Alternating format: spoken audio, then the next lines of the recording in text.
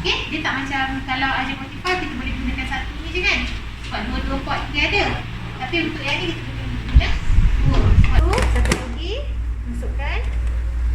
Sama juga. Masuk. Lepas tu lock dia. Okay, dah lock ni. So yang ni tu. Atas.